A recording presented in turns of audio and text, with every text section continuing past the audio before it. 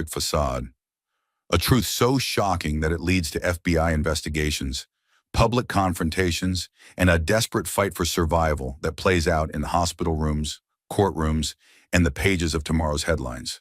This is the story of Rebecca, a woman who thought she'd married her Prince Charming, only to discover she'd walked into a nightmare dressed in Armani suits and hidden behind penthouse walls. It's a story about what happens when the mask finally slips, when perfect appearances crumble, and when a mother must choose between the luxury she's known and the safety her children desperately need. But I'm warning you now, once you start listening to the story, you won't be able to stop. Because what begins with a spilled drink at a charity gala becomes a race against time, a battle for justice, and ultimately a testament to the incredible strength of the human spirit. So settle in, because you're about to hear a story that will keep you on the edge of your seat from the very first whisper to the final courtroom verdict. And trust me, you've never heard anything quite like this before. Don't you dare embarrass me in front of these people. John's voice was a whisper that cut through the charity gala like a blade. Rebecca Ann Sullivan forced her brightest smile and nodded, her hand instinctively moving to her 7-month pregnant belly.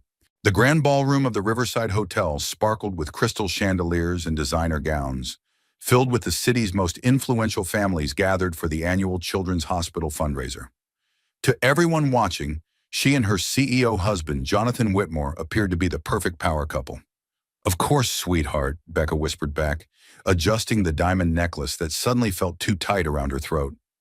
Emma Grace Sullivan, her 9-year-old daughter from her previous marriage, sat at their assigned table near the stage, carefully coloring in the event program with crayons she'd smuggled in her small purse. The child had learned to make herself invisible at these corporate events, understanding somehow that silence was safety. John straightened his black-tie tuxedo and placed his hand possessively on the small of Becca's back, guiding her toward a group of potential investors. His technology company, Whitmore Systems, was always hunting for new capital, and tonight's guest list read like a directory of venture capitalists and hedge fund managers. "Jonathan, wonderful to see you," called Mayor Patricia Collins from across the room. "And Becca, you look absolutely radiant. How much longer now?" "2 months," Becca replied, her voice warm and practiced. "We're so excited." John's grip on her back tightened almost imperceptibly. They both knew this pregnancy hadn't been planned, and his enthusiasm was purely for public consumption. In private, he'd made it clear that another child was an inconvenience, especially Emma, who reminded him daily that Becca had a life before him. "We should mingle," John murmured against her ear, his breath hot and demanding. "The Peterson Group is here tonight. I need you to charm Mrs. Peterson while I talk numbers with her husband." Becca nodded obediently, but her feet were already swelling in the designer heels John had insisted she wear. The black maternity gown, while elegant, was beginning to feel restrictive as the evening wore on. She caught Emma's eye across the room and smiled reassuringly at her daughter, who was watching with the careful attention of a child who'd learned to read adult moods for survival. As they approached the Peterson table, John's phone buzzed insistently. He checked it with the obsessive frequency that had become his trademark over the past few months. His jaw tightened as he read the message, and Becca felt the familiar knot of anxiety form in her stomach. "Is everything all right?" she asked quietly. "Just business," he snapped, then immediately softened his tone as Mrs. Peterson looked their way. "Darling, let me introduce you to Margaret Peterson. Margaret, this is my beautiful wife, Rebecca." For the next hour, Becca performed the role of perfect corporate wife with practiced ease. She asked interested questions about the Peterson Family Foundation, complimented Margaret's jewelry, and shared carefully edited stories about their home life that painted John as a devoted husband and stepfather. But she couldn't ignore the growing tension in John's shoulders, or the way his responses became increasingly sharp when anyone mentioned market volatility or recent changes in the tech sector. His phone continued buzzing, and each message seemed to darken his mood further. The trouble began when they moved to the silent auction tables. Becca had always enjoyed charity events, genuinely caring about the causes they supported. As she examined a vacation package to Italy, she felt a sudden craving for the sparkling cider being served at a nearby station. "I'll be right back," she told John, who was deep in conversation with a group of investors about quarterly projections and market expansion. The server handed her a crystal glass filled with golden cider, and Becca took a grateful sip. The baby had been particularly active today, and the combination of standing for hours in the warm ballroom was taking its toll. As she turned to rejoin John, someone bumped into her from behind. The glass slipped from her hand, splashing cider down the front of her black gown before shattering on the marble floor. The liquid spread across the expensive fabric, creating a dark stain that seemed to glow under the chandeliers. "Oh my goodness, I'm so sorry!" exclaimed the woman who'd accidentally bumped her, a red-faced donor who clearly had too much champagne. "I'm such a klutz. Let me help you clean that up." "It's fine, really," Becca assured her, dabbing at the stain with a cocktail napkin. "These things happen." Wake him, but even as she spoke, she could feel John's eyes boring into her from across the room. When she looked up, his expression was thunderous. He excused himself from his conversation and strode toward her, with the purposeful walk she'd learned to fear. "What did you do?" he hissed under his breath, maintaining his public smile while gripping her arm just above the elbow. "Someone bumped into me. It was an accident," she whispered back, trying to keep her voice light and untroubled for the benefit of the people around them. "You're always so careless," he said, his fingers digging into her arm. "Do you have any idea how this looks? The Peterson group is watching, and you're stumbling around like a drunk." "John, please, you're hurting me." Emma had noticed the commotion and approached their table, her coloring book clutched against her chest. "Mama, are you okay? I have some napkins in my purse if you need them."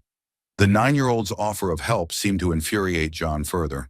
He released Becca's arm and turned his attention to Emma, his voice taking on the cold, controlled tone that meant real danger. "Emma, go back to your seat and finish your coloring. Adults are talking." "But I just wanted to help Mama with her dress."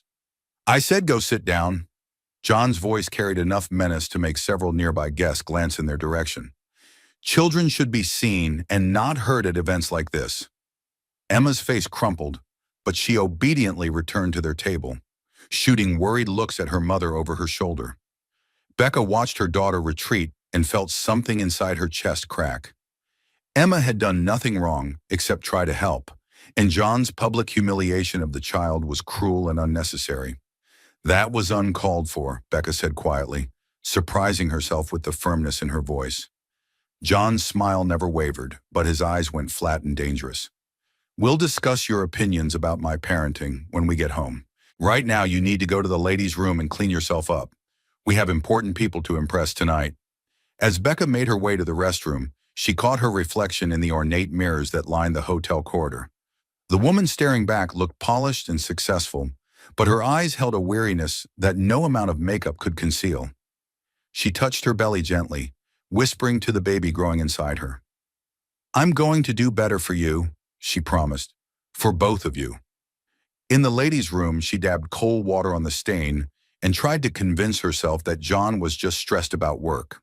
His company had been facing some challenges lately, and she knew how much pressure he felt to maintain their lifestyle and social standing. The pregnancy hormones were making her overly sensitive to his moods. But as she returned to the ballroom, she saw John checking his phone again, his face grim. When he looked up at her approach, there was something in his expression she'd never seen before, something that made her blood run cold. "We're leaving," he announced, standing abruptly and tossing his napkin on the table. "Something's come up at work." As they collected Emma and made their way to the valet stand, Becca tried to maintain the facade of gracious departure. She thanked their hosts, complimented the organization, and promised to attend next year's event. But John's hand remained on her back, steering her with increasing pressure toward the exit. The valet brought their black Mercedes to the curb, and John tipped him with the mechanical precision of a man whose mind was elsewhere. As they settled into the leather seats, Emma buckled herself in the back and immediately resumed her careful silence. The elevator ride to their penthouse felt endless. John stood rigid beside her, his jaw working as he stared at the floor numbers. Emma pressed herself against the far wall, clutching her coloring book like a shield. When the doors opened, John's mask finally slipped entirely. "Do you have any idea what you've cost me tonight?" he snarled, his voice echoing off the marble walls of their foyer. The Peterson group was ready to discuss a major investment, and instead they watched my pregnant wife stumble around like a drunken fool. "John, I explained what happened. It was an accident." There are no accidents with you, Rebecca. There's only carelessness and poor judgment and a complete failure to understand what's at stake here. Emma hurried toward the stairs, but John's voice stopped her. Where do you think you're going? To my room, she said in a small voice. Did I give you permission to leave? The 9-year-old shook her head, tears beginning to form in her eyes. Becca stepped forward, her maternal instincts overriding her fear. John, she's tired. It's late for a school night. Don't tell me how to handle discipline in my own house, he snapped. Emma, come here. The child approached slowly, her coloring book trembling in her hands. When she was within reach, John snatched the book away and flipped through the pages she'd worked on so carefully during the gala. Look at this mess, he said, showing the pages to Becca. She colored outside the lines, used the wrong colors for the hospital logo, completely ignored the instructions. Is this the kind of attention to detail you're teaching her? She's 9 years old, Becca said, her voice stronger than she felt. She was being quiet and well-behaved all evening. John's eyes narrowed dangerously. She was being disruptive and attention-seeking, just like her mother. He dropped the coloring book on the floor, its pages scattering across the expensive hardwood. Emma's careful work lay crumpled and dismissed, and the child's face crumpled along with it. Now go to your room, John commanded, and think about how your behavior tonight reflected on this family. Emma scrambled to collect her scattered drawings, tears flowing freely now. As she headed upstairs, Becca moved to help her, but John's voice cracked like a whip. Leave it. She made the mess. She can clean it up. Alone with John in the vast foyer, Becca felt the familiar sensation of the walls closing in around her. This was her life now, walking on eggshells and apologizing for existing.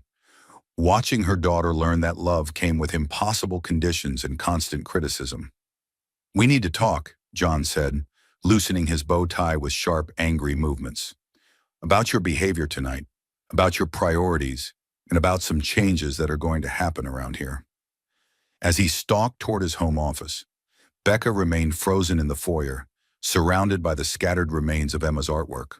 The drawings looked like autumn leaves, colorful and innocent and trampled underfoot. She knelt slowly, her pregnant belly making the movement awkward, and began collecting the pages with careful hands. In the margins of one drawing, Emma had written in careful 9-year-old script, I love you, Mama. You're the best mommy ever.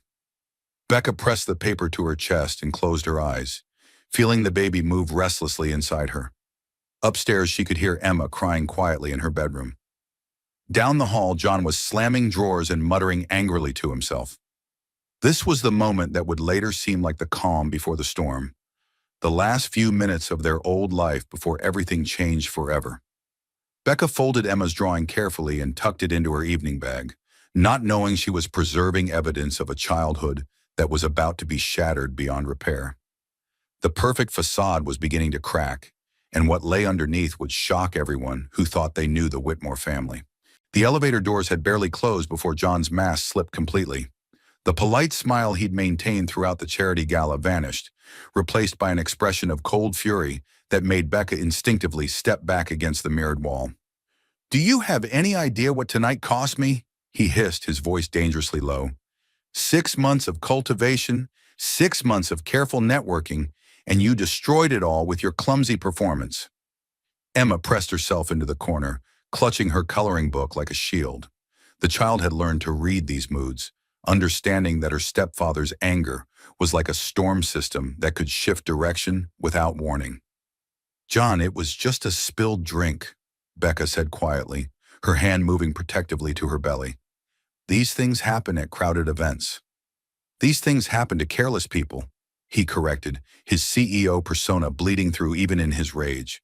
People who don't understand that every moment, every interaction, every gesture is being evaluated by people who control our future. The elevator climbed toward their penthouse, each floor number illuminating like a countdown. Becca had once loved this building, their home in the sky with its panoramic city views and luxury amenities. Now the elevator felt like a cage, carrying them higher and further away from help. The Peterson Group was ready to discuss a $12 million investment, John continued, his voice growing louder despite Emma's presence. $12 million, Rebecca. Do you understand what that means for Whitmore Systems? For our lifestyle? For your precious daughter's private school tuition? I understand it's important, Becca replied, trying to keep her voice calm and reasonable. But surely one small incident won't derail an entire business relationship? John's laugh was bitter. You really don't understand how this world works, do you? Margaret Peterson spent 20 minutes telling her friends about your little scene. By tomorrow morning, half the city will have heard about Jonathan Whitmore's pregnant wife stumbling around drunk at a charity event. I wasn't drunk. I was drinking sparkling cider. It doesn't matter what you were drinking. It matters what it looked like, what people think they saw, what story they'll tell at their next dinner party. The elevator doors opened with a soft chime, and John strode into their foyer with the aggressive energy of a caged animal. The penthouse, with its soaring ceilings and museum-quality art, felt oppressive in the wake of his fury. Emma, go to your room, he commanded without looking at the child. But Daddy John, I wanted to show Mama my coloring. I said go to your room. His voice carried the kind of authority that brooked no argument. Adults need to discuss adult matters. Emma shot a worried glance at her mother before hurrying up the curved staircase, her small feet making whisper-soft sounds on the marble steps. Becca watched her daughter retreat and felt her heart break a little more. Emma shouldn't have to live in fear of adult emotions, shouldn't have to hide in her room whenever tensions rose. Alone with John, Becca tried to defuse the situation. I know you're stressed about work, but taking it out on Emma isn't fair. She's just a little girl. She's your little girl, John corrected sharply, and she's a constant reminder to everyone we meet that you had a whole life before me, complete with poor choices and questionable judgment. The words hit Becca like physical blows. Emma's father had died in a car accident when she was 3, leaving Becca to raise her daughter alone until John entered their lives 2 years ago. He'd seemed like a savior then, offering stability and security after years of struggle. Emma isn't a poor choice, Becca said, her voice trembling with suppressed anger. She's my daughter, and she's part of this family whether you like it or not. John's eyes went flat and dangerous. This family exists because I built it, I fund it, and I maintain it. Everyone in this house lives here at my discretion, including you and your daughter. He moved to the bar cart and poured himself 3 fingers of expensive scotch, downing half of it in a single swallow. The alcohol seemed to calm him slightly, but Becca knew it also made him more unpredictable. The pregnancy wasn't planned, he continued, settling into his leather armchair like a king holding court. We both know that, but I accepted it because I thought it would complete our image, give us the perfect nuclear family that investors and clients expect to see. Our baby isn't a public relations strategy, Becca said, her hand moving protectively to her belly. She's a human being who deserves to be wanted and loved. She? John's eyebrows raised. When did you find out the gender? I thought we agreed to wait until the birth. Becca's heart sank as she realized her slip. They had agreed to wait, but her doctor had accidentally revealed the information during her last appointment. She'd been planning to surprise John with the news when he was in a better mood. It was an accident. Dr. Brooks mentioned it during the ultrasound, and I didn't want to interrupt her. So you kept it from me, made unilateral decisions about our family without consulting me. John finished his scotch and poured another. Just like you made unilateral decisions tonight about how to behave at the gala. I didn't make any decisions. I had an accident. I apologized. I handled it as gracefully as possible. Gracefully? John's laugh was sharp and humorless. You created a scene that had half the room staring at us. You drew attention to yourself at the exact moment I needed to be discussing business with the Peterson Group. Then you contradicted my parenting decisions in front of Emma, undermining my authority in my own house.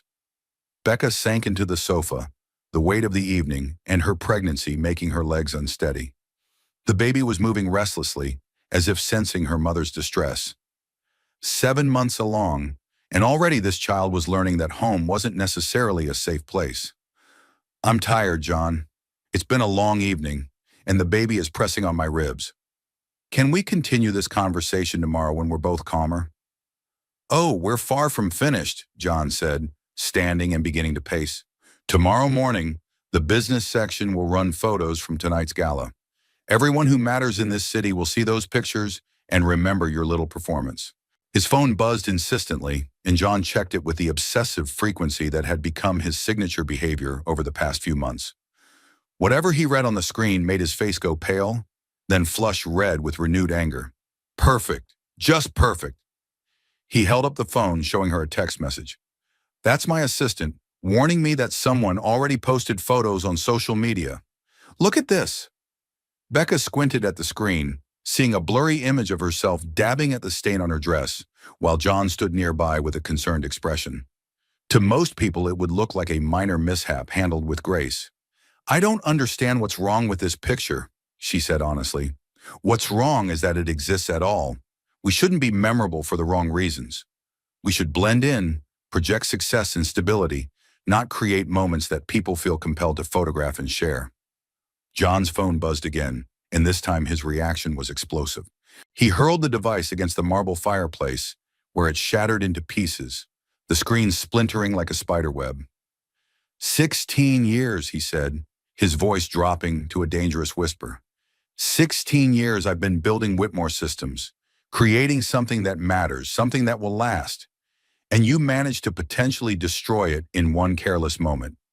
John, you're scaring me. And you're going to wake Emma. Let her wake up.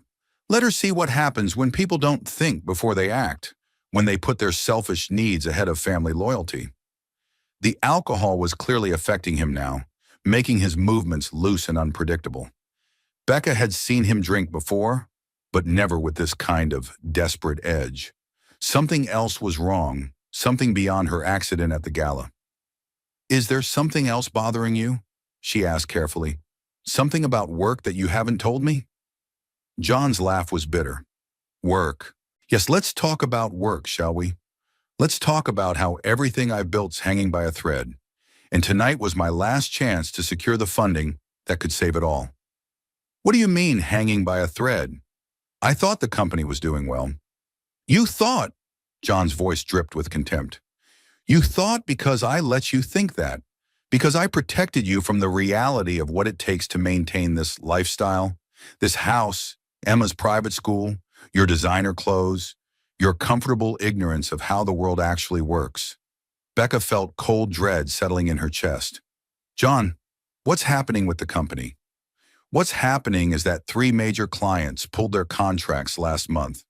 What's happening is that our lead developer jumped ship to a competitor, taking half our proprietary code with him. What's happening is that I have exactly 30 days to find new investors, or Whitmore Systems goes under, taking our house, our cars, our entire life with it. The revelation hit Becca like a physical blow. Everything she'd thought she knew about their financial security was built on lies and deception. The pregnancy, which had already felt overwhelming, now seemed like a catastrophic mistake. Why didn't you tell me? She whispered.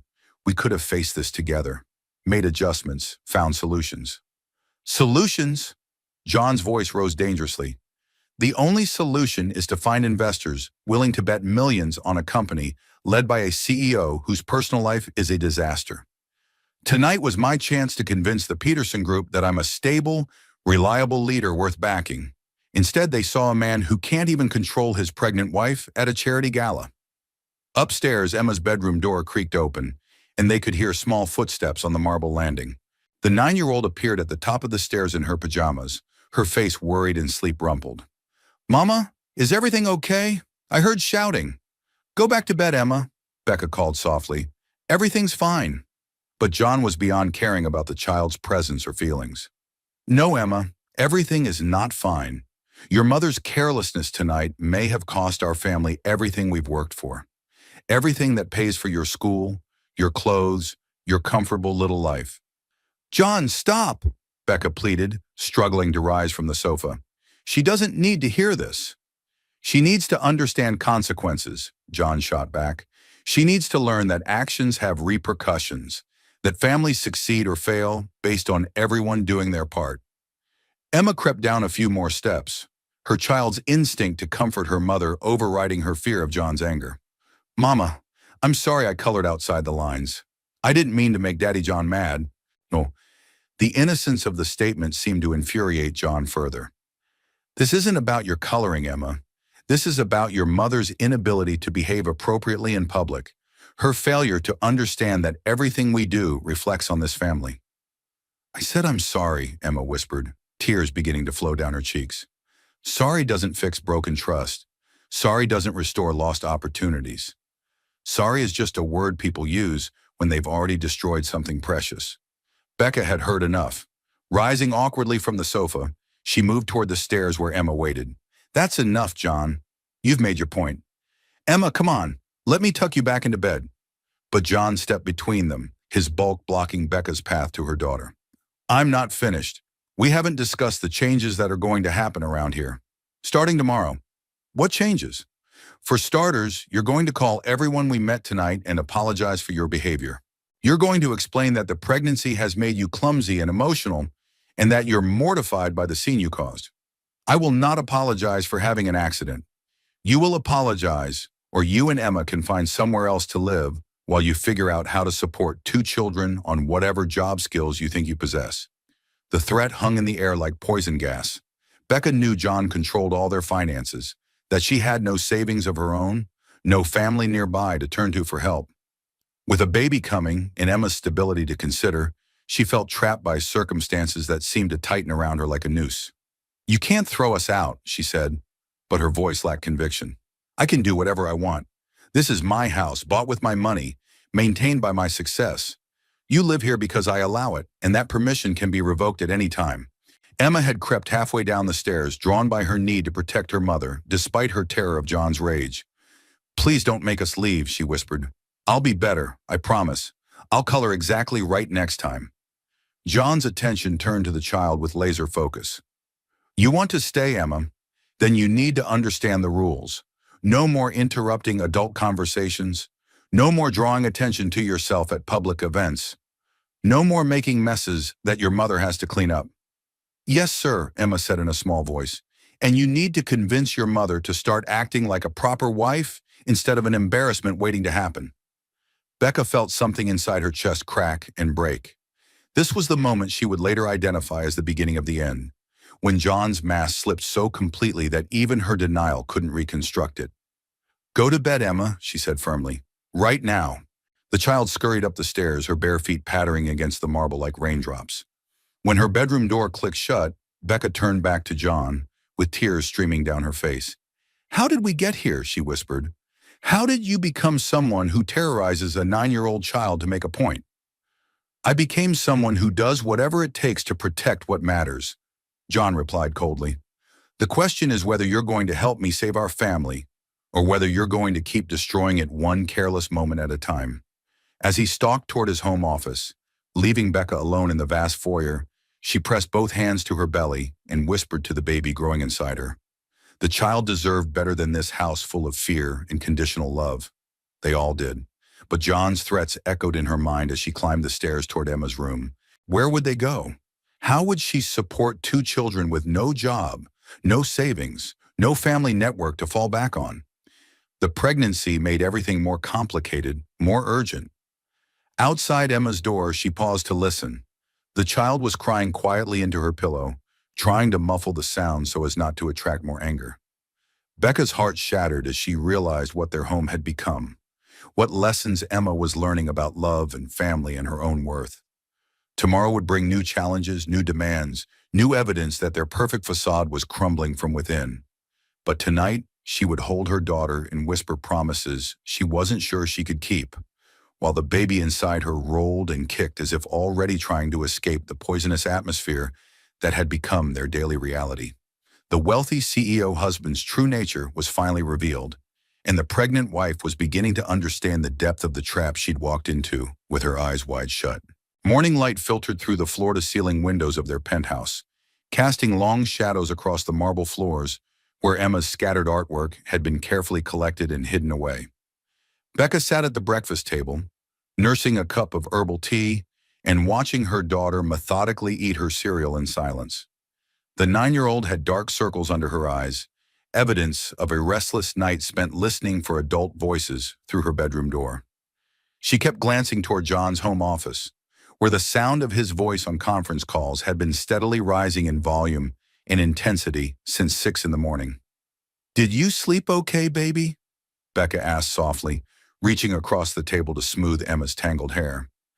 Emma nodded unconvincingly, then whispered, Is Daddy John still mad about the coloring book?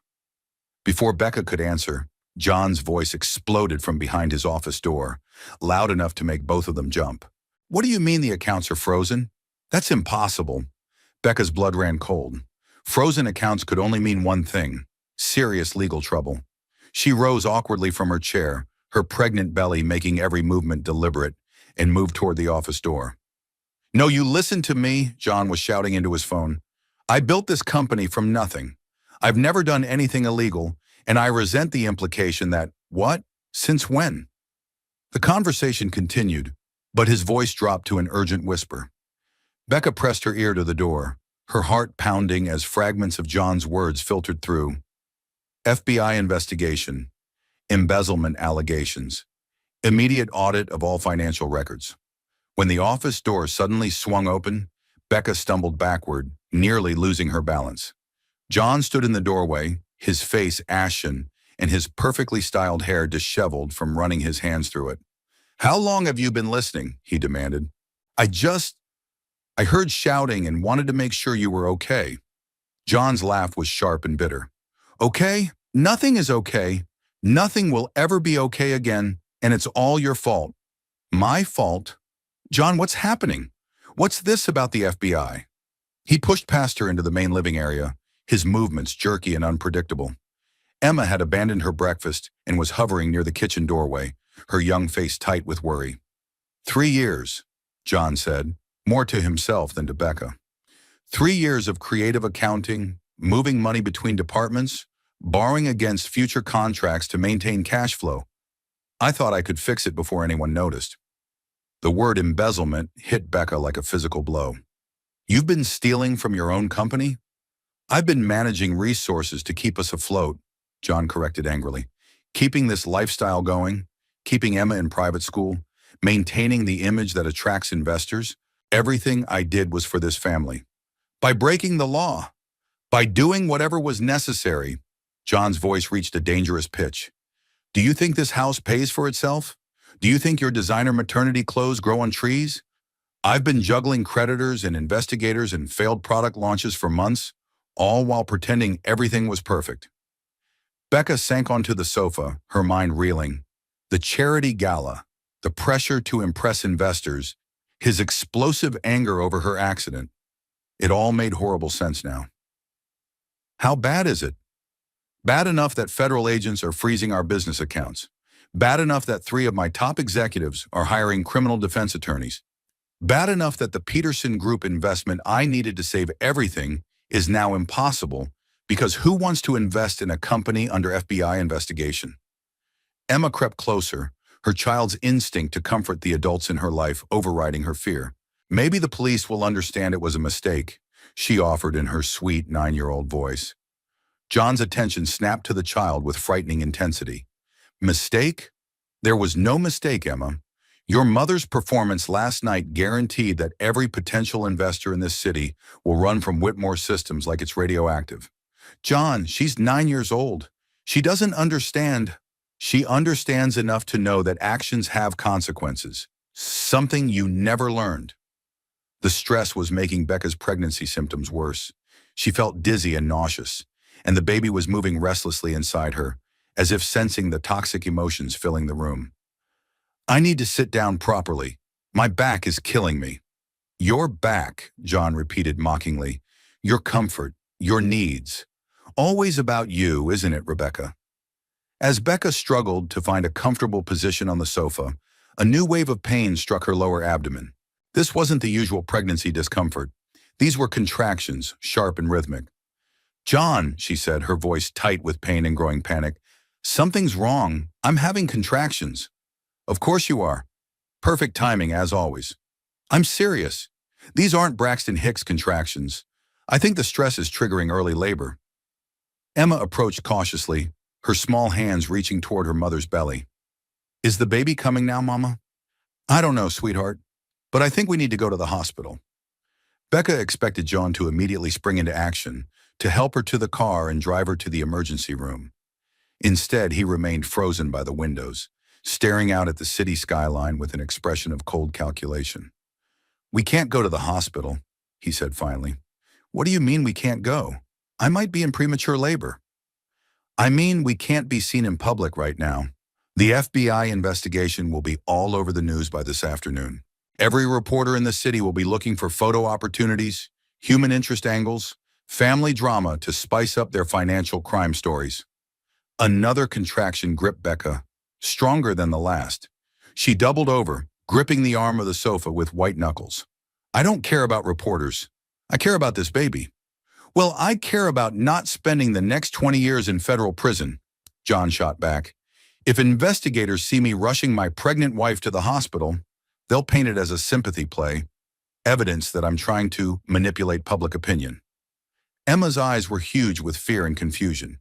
"But what if something bad happens to the baby?" John turned on the child with vicious intensity. "What if something bad happens to our entire family because your mother can't handle stress without creating drama?" "That's enough," Becca gasped, struggling to stand. "Emma, go pack a bag for yourself and one for me. Include my prenatal vitamins and that list of important phone numbers on my dresser." "You're not going anywhere," John said, moving to block her path to the stairs. "I am going to the hospital, with or without you." For the first time in their relationship, Becca's voice carried absolute finality. The contractions were coming closer together now, and she could feel her body preparing for labor, whether it was time or not. Nothing mattered except getting medical attention for herself and the baby. John's face went through a series of expressions: surprise, anger, calculation, and finally cold resolve. "Fine. Go to the hospital. Expose our family to media scrutiny at the worst possible time. But don't expect me to be there holding your hand while you destroy what's left of our reputation." "I expect you to care more about your unborn daughter than your public image," Becca replied. But even as she said the words, she knew they were futile. Emma returned with hastily packed overnight bags, her young face set in lines of determination that broke Becca's heart. At 9 years old, she was already learning to be the responsible adult in crisis situations. "I called a taxi," Emma announced quietly. "I remembered how you showed me to use the house phone for emergencies." The simple competence of her daughter in this moment of adult failure nearly brought Becca to tears. "You're so smart, baby, so brave." John watched these preparations with the detached interest of someone observing strangers. "When this all falls apart," he said conversationally, "when the FBI seizes this house and freezes every account, when you're living in some subsidized apartment trying to raise 2 children on food stamps, remember that you chose this path." Another contraction doubled Becca over, and Emma instinctively moved to support her mother's weight with her small frame. The taxi honked from the street below, and Becca knew she was out of time for arguments or explanations. "Come on, Mama," Emma said, shouldering both overnight bags with the serious efficiency of a tiny adult. "The baby needs a doctor." As they made their way slowly toward the elevator, John's voice followed them from the living room. "Don't think this changes anything between us, Rebecca. You belong to me, and so does that baby. Hospital or no hospital, FBI investigation or no investigation, you're still my wife, and you'll do what I tell you to do." The elevator doors closed on his words, but they seemed to echo in the enclosed space as they descended toward the street. Emma held Becca's hand tightly, her young face pale but determined. "It's going to be okay, Mama," she whispered. "The doctors will help the baby, and then we'll figure everything else out." Becca squeezed her daughter's hand, marveling at the strength and wisdom contained in such a small person. Emma had already suffered too much, learned too early that adults weren't always reliable protectors. But she'd also learned that love meant showing up, offering help, staying calm in crisis.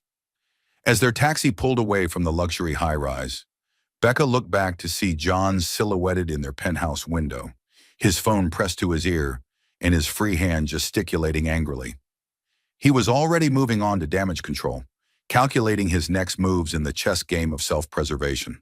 The contractions continued during the ride to the hospital, each one a reminder that this crisis was far from over.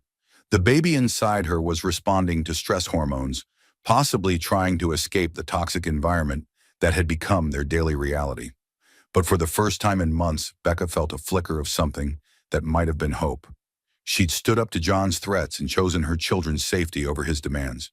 It was a small victory, but it felt like the first step toward reclaiming her own life. The wealthy CEO husband's empire was crumbling, his true criminal nature exposed, and his pregnant wife was finally beginning to understand that sometimes the most loving thing you can do is refuse to enable someone else's destruction of your family. The breaking point had been reached, and there would be no going back to the perfect facade they'd maintained for so long. The emergency room at St. Mary's Hospital buzzed with controlled chaos.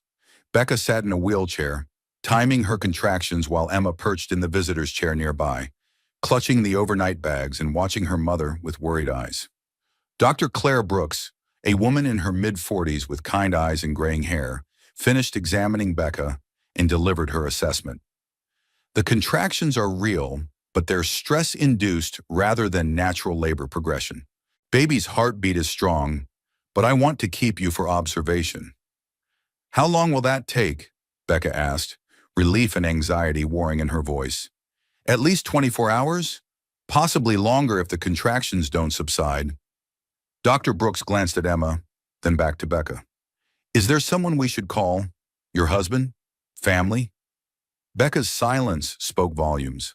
Emma shifted in her chair, her 9-year-old mind processing the implications of her stepfather's absence during this crisis. Actually, Dr. Brooks continued carefully, I need to ask some questions about your home situation. The stress levels that trigger this kind of early labor don't usually come from nowhere. Before Becca could respond, her phone buzzing with an incoming call from John. She let it go to voicemail, then immediately buzzed again. And again. Mama, maybe you should answer it, Emma suggested quietly. Maybe he's worried about the baby. Becca reluctantly took the call. John's voice erupted from the speaker before she could say hello. Where are you? What hospital? I've been calling for an hour.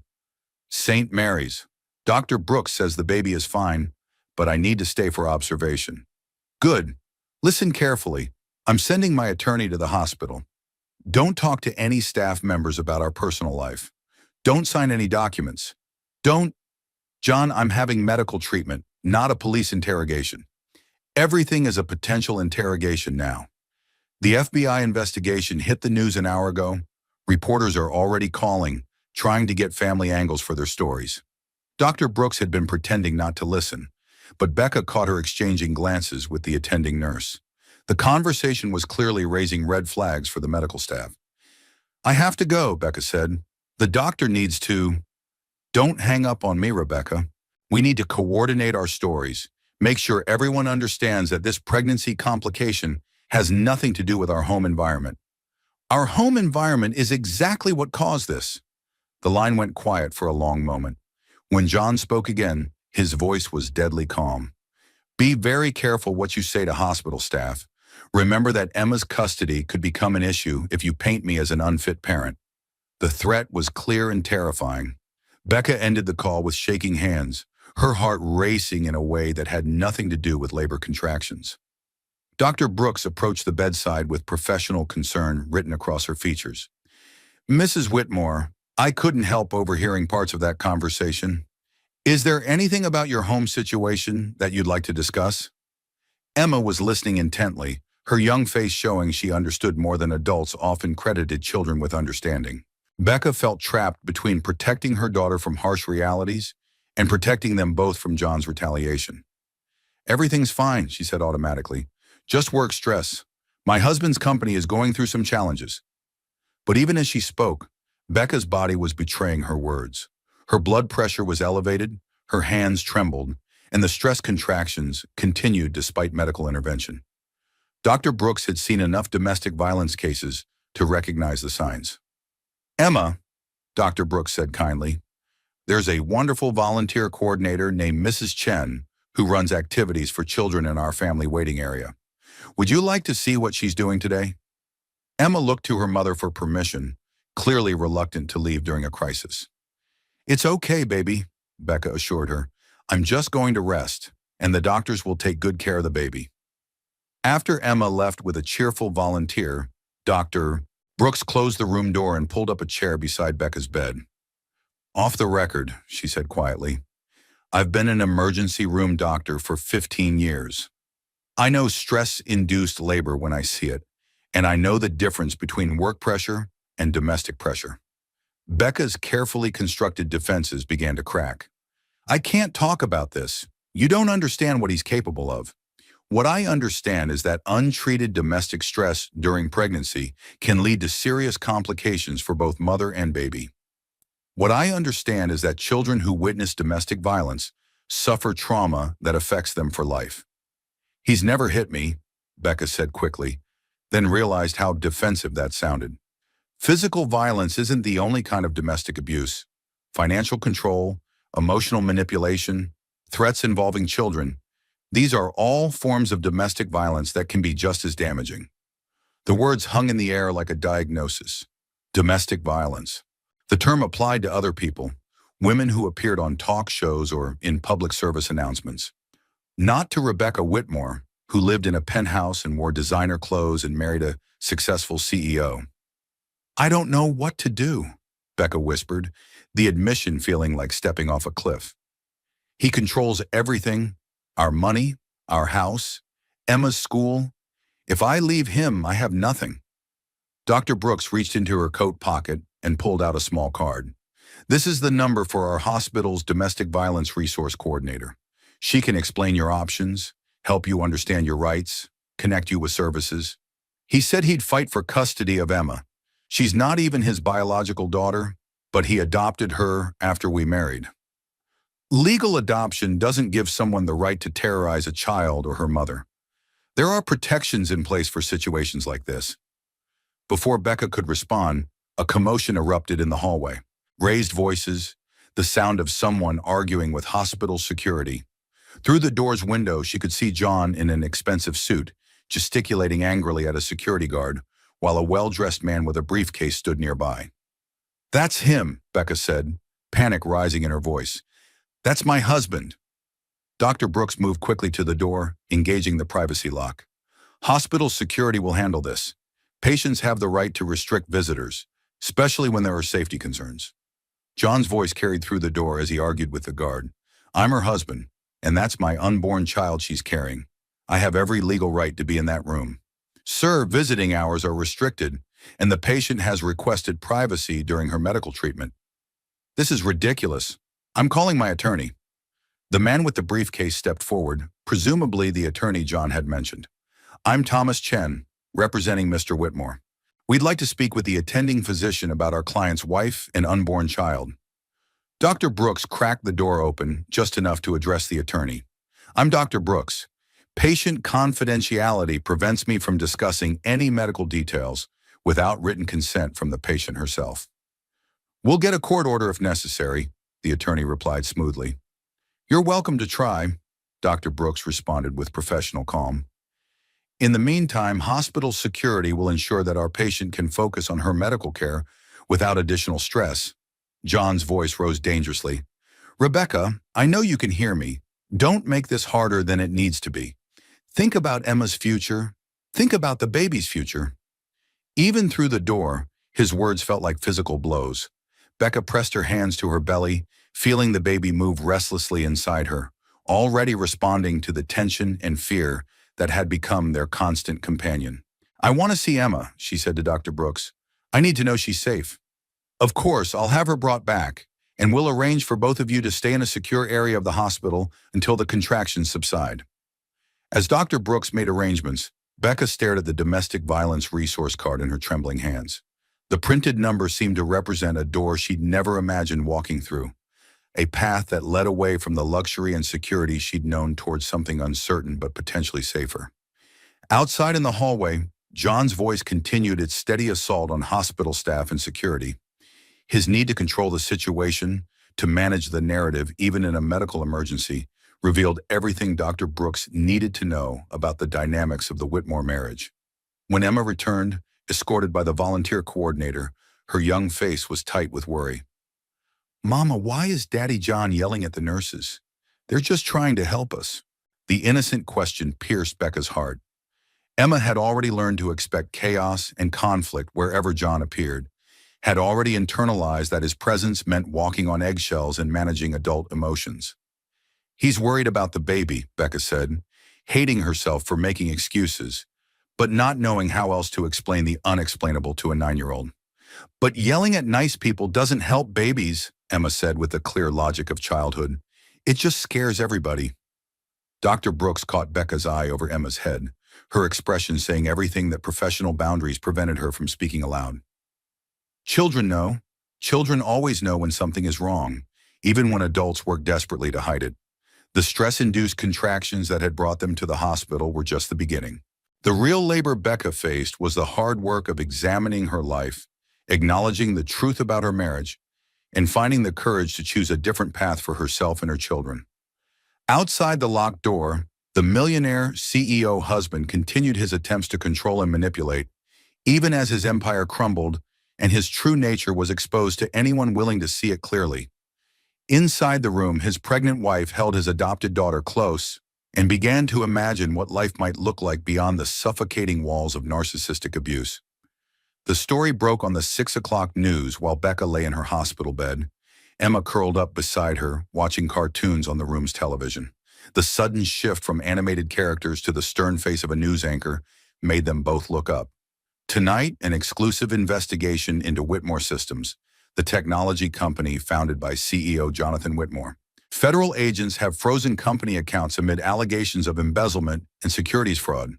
Meanwhile, sources tell us that Whitmore's pregnant wife was rushed to the hospital earlier today under mysterious circumstances. Becca's blood ran cold as her worst fears materialized on the screen. A photo of John appeared alongside footage of FBI agents carrying boxes from his office building, followed by an older image from a charity event showing the three of them together as a seemingly perfect family. Emma pointed at the screen with excitement. "Look, Mama, there's us! There's that pretty dress you wore to the hospital fundraiser last year." But Becca was reading the news ticker scrolling across the bottom of the screen. CEO's wife hospitalized during federal investigation. Questions raised about family stability. Neighbors report history of domestic disturbances. "Turn it off," she whispered, but it was too late. The damage was already unfolding in real time. The reporter continued. "We've learned that Rebecca Whitmore, who is 7 months pregnant, was hospitalized at St. Mary's today for what sources describe as stress-induced labor complications. Hospital staff have confirmed that security measures have been implemented due to what they call domestic concerns." Emma's face scrunched in confusion. What does domestic concerns mean? Before Becca could answer, her phone exploded with incoming calls. Text messages flooded in from numbers she didn't recognize. Reporters, bloggers, neighbors, and acquaintances suddenly interested in the Whitmore family drama. Dr. Brooks entered the room, her face grim. "I'm afraid we have a situation. There are reporters gathering outside the hospital, and someone leaked details about your admission despite our privacy protocols." "How is that possible?" Becca asked, though she suspected she already knew the answer. Hospital records are legally protected, but public information requests can sometimes reveal basic details. Also, your husband's attorney has been making calls to various media outlets, apparently trying to control the narrative. The news program shifted to an interview with a former Whitmore Systems employee, a nervous-looking woman in her 30s who spoke carefully about the company culture.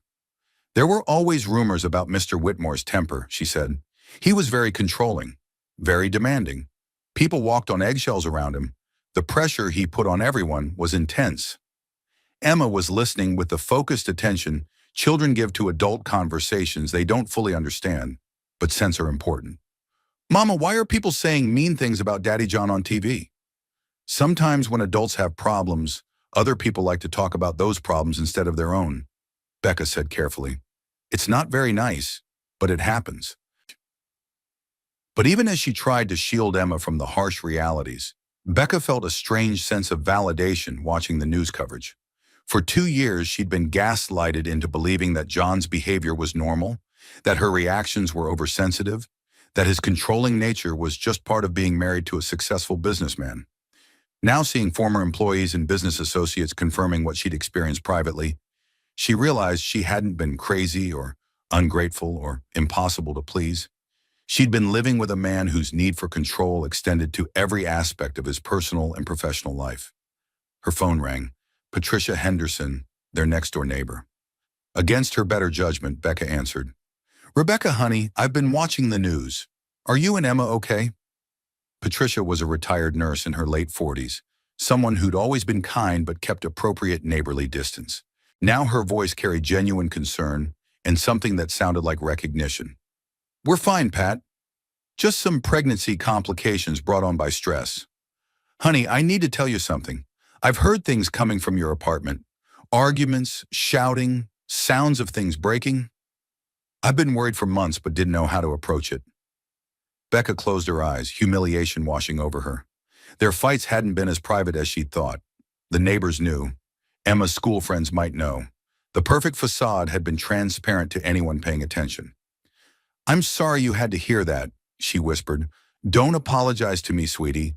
Apologize to yourself for putting up with it for so long. I've been a nurse for 30 years. I know the signs of domestic stress, and I know how it affects pregnancies. Emma looked up from the cartoon she'd returned to watching, sensing the emotional weight of the conversation, even if she couldn't understand the words. Pat, I can't really talk right now. I understand. But Rebecca, I want you to know that you have people who care about you, people who've seen what's been happening and want to help.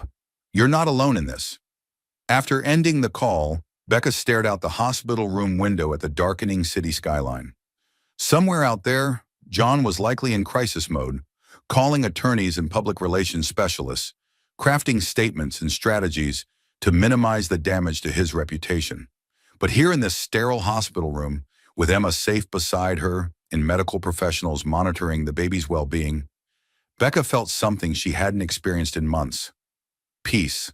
No walking on eggshells, no analyzing John's moods, no preparing Emma for potential explosions of adult anger. Dr. Brooks returned with a gentle knock. I have some updates. First, your contractions have completely stopped. Your blood pressure is normalizing. It's remarkable how quickly your body's responding to the reduced stress environment. Does that mean we can go home? Emma asked hopefully, then immediately looked worried. I mean, if home is safe. The innocent question broke Becca's heart and clarified her priorities simultaneously. Emma shouldn't have to wonder if home was safe. No child should live with that kind of uncertainty. That's the second thing I wanted to discuss, Dr. Brooks continued. Our social services coordinator has been in touch with some resources that might be helpful. There are safe housing options available for families in situations like yours. I'm not sure I'm ready for that kind of drastic change, Becca said automatically. With respect, Dr. Brooks replied gently, your body has been telling us for months that you're ready.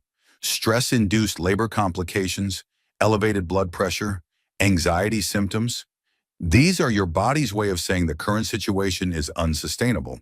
Emma had muted the television but was clearly listening to every word. At 9 years old, she was being forced to participate in adult decisions that should never involve children. What would happen to Emma's school? Becca asked. Her friends? Her routine? There are excellent public schools with strong support programs for children transitioning from difficult situations. Emma is resilient. Children usually are. But she needs stability and safety more than she needs to maintain appearances. The phrase maintaining appearances hit Becca like a physical blow. How much of their life decisions had been based on keeping up the perfect facade rather than prioritizing actual well-being? Her phone buzzed with a text message from John. Come home immediately. We need to present a united front. Reporters are calling this a domestic violence situation, which is ridiculous and defamatory. Your cooperation is essential. Even in crisis, he was issuing commands rather than expressing concern for her health or the baby's well-being. The message contained no questions about how she was feeling, no acknowledgement that she'd been hospitalized with pregnancy complications. Dr. Brooks, Becca said slowly, what exactly do these safe housing programs involve? Temporary accommodation while you establish independence, legal advocacy to help you understand your rights regarding custody, finances, and divorce proceedings, counseling services for both you and Emma to help process the trauma and develop healthy coping strategies. Emma looked up from her coloring book. The hospital had provided art supplies to keep her occupied. Mama, what's trauma? Dr. Brooks knelt to Emma's eye level with practiced gentleness. Trauma is when scary or sad things happen that make us feel worried or confused. But there are people whose job it is to help families feel safe and happy again. Like doctors help sick people get better? Exactly like that. Sometimes families need special doctors called counselors who help with feelings instead of with bodies. Becca watched this exchange with growing clarity. Emma was already showing signs of emotional distress, hypervigilance around adult moods, inappropriate responsibility for managing family dynamics, anxiety about expressing normal childhood needs. Her phone rang again. John's name appeared on the screen, and for the first time in 2 years, Becca made a conscious decision not to answer immediately. She let it go to voicemail, then listened to the message with Emma sitting beside her. Rebecca, I know you're playing games to try to make me look bad, but this has gone far enough. Every minute you stay in that hospital gives ammunition to people who want to destroy our family. Come home now, or there will be serious consequences for everyone involved. Even Emma could hear the menace in John's voice through the phone speaker. The 9-year-old's face went pale, and she instinctively moved closer to her mother. He sounds really angry, she whispered. Yes, he does, Becca agreed, no longer trying to make excuses or explanations for John's behavior. Dr. Brooks had heard the message too. Mrs. Whitmore, I'm required to ask, do you feel safe returning to your home environment with Emma and in your current pregnancy condition? The question hung in the air like a lifeline thrown to a drowning person. For months, Becca had been so focused on staying afloat, on managing John's moods and maintaining their lifestyle, that she lost sight of the possibility of swimming to shore. No, she said quietly. No, I don't feel safe. Emma reached for her mother's hand. That's okay, Mama. We can be brave together. The wisdom and resilience of her 9-year-old daughter put Becca's own fears into perspective. Emma had already survived her father's death, adapted to a new stepfather, endured months of walking on eggshells around adult anger. She deserved better than a childhood spent managing other people's emotions and accepting conditional love. Dr. Brooks, Becca said with growing strength in her voice, I'd like to speak with your social services coordinator about those safe housing options. As the doctor left to make arrangements, Becca held Emma close and watched the news coverage of John's crumbling empire play silently on the television screen. The millionaire CEO husband who had controlled every aspect of their lives was being exposed as a criminal and an abuser, his carefully constructed image dissolving under public scrutiny. But in this hospital room, his pregnant wife was finally finding the courage to choose safety over status, reality over facade, and her children's well-being over her abuser's demands. The public exposure that John had feared was becoming the catalyst for Becca's freedom. Detective Sarah Martinez had seen enough domestic violence cases to recognize the patterns, but the Whitmore situation was complicated by wealth, media attention, and Jonathan Whitmore's connections throughout the city's power structure. She sat across from Becca in a quiet corner of the hospital cafeteria, Emma coloring quietly at a nearby table while they talked. The district attorney's office wants to move quickly on this, Detective Martinez explained. The FBI investigation into his business practices has created a window of opportunity where his influence is diminished. What does that mean exactly? Becca asked, absently stirring sugar into her coffee with trembling hands. It means that normally, men with Jonathan Whitmore's resources can tie up domestic violence cases in court for months or years. High-powered attorneys, character witnesses, public relations campaigns designed to discredit victims. But right now, his credibility is compromised. Through the cafeteria windows, they could see news vans still parked outside the hospital's main entrance. The story had taken on a life of its own, becoming a symbol of privilege and abuse hidden behind wealthy facades. I keep thinking I should feel relieved, Becca said quietly, but mostly I feel terrified. You don't understand how angry he gets when he can't control situations. Detective Martinez leaned forward, her expression serious. Tell me about his anger. Has he ever been physically violent? Not exactly. He's grabbed my arms hard enough to leave bruises, shoved me during arguments, thrown things near me but not directly at me. Becca paused, realizing how she was minimizing behaviors that would terrify her if she witnessed them happening to someone else. What about threats? Constantly. Threats to take Emma away, to destroy my reputation, to leave me with nothing. He says I'd be homeless within a month if he withdrew his support. Emma looked up from her coloring, having heard her name mentioned.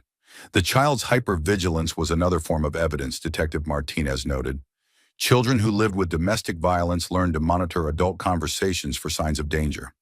Emma, sweetheart, the detective said gently, do you ever feel scared at home? Emma glanced at her mother nervously. Sometimes Daddy John gets really loud when he's mad about work stuff. Does he ever get mad at you or your mama? He doesn't like it when I make noise during his phone calls. And he gets really upset if mama does things wrong, like spill something or forget to do things exactly how he likes them. Becca felt sick listening to her daughter describe their home life with such matter-of-fact acceptance of impossible standards and explosive anger. Emma, has Daddy John ever hurt you or your mama? The 9-year-old considered this carefully. He hurt Mama's arm one time when she tried to stop him from breaking her music box, and he made me hit my head on the coffee table when he pushed past me to get to his office. When did that happen? Last week. Mama said it was an accident, but Emma trailed off, her child's instincts telling her there was more to say, but uncertain whether she should say it. Detective Martinez made careful notes while keeping her expression neutral and unthreatening. What else do you remember about that day, Emma? Daddy John was yelling about losing money, and Mama was crying, and when I tried to help, he pushed really hard to get me out of the way. I fell and hit the sharp corner of the table, and there was blood. Becca remembered the incident differently, or rather she'd forced herself to accept John's version of events. He'd claimed it was an accident that Emma had gotten underfoot during an adult conversation. But hearing her daughter's clear recollection, she realized how thoroughly she'd been gaslighting herself. Did you see a doctor about your head injury, Emma? Mama wanted to take me, but Daddy John said it was just a little cut, and doctors would ask too many questions about stuff that wasn't their business. Detective Martinez exchanged glances with Becca. Medical records could have provided documentation of the incident, but John's insistence on avoiding professional care was another red flag indicating his awareness that his behavior was problematic. Mrs. Whitmore, I need to ask about your finances. Do you have access to bank accounts, credit cards, or assets in your own name? Everything is in John's name. He said it was more efficient for tax purposes, and since I wasn't working after Emma was born, he managed all our finances. What about before your marriage? Did you have savings, property, or retirement accounts? I had some savings when we got married, but John convinced me to consolidate everything into joint accounts that he managed. He said his investment advisor could get better returns than my simple savings accounts. Financial abuse was often the chain that kept domestic violence victims trapped, Detective Martinez knew. Without independent resources, leaving became exponentially more difficult, especially with children involved.